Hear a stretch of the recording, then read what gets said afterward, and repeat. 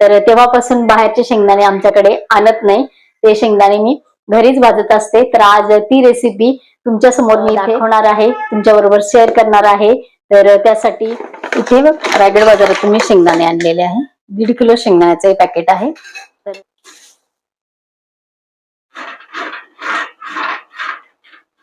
चला, आपले शेंगदाणे इथे भाजलेले आहेत।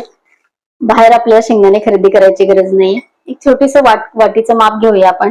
आणि शेंगदाणे जरी चांगले लागत असले तरी सुद्धा प्रत्येक गोष्टीचं प्रमाण लागतं। प्रोटीन शेंगदाण्यांमध्ये भरपूर आहे, पण जास्त खाऊन नाही जमणार।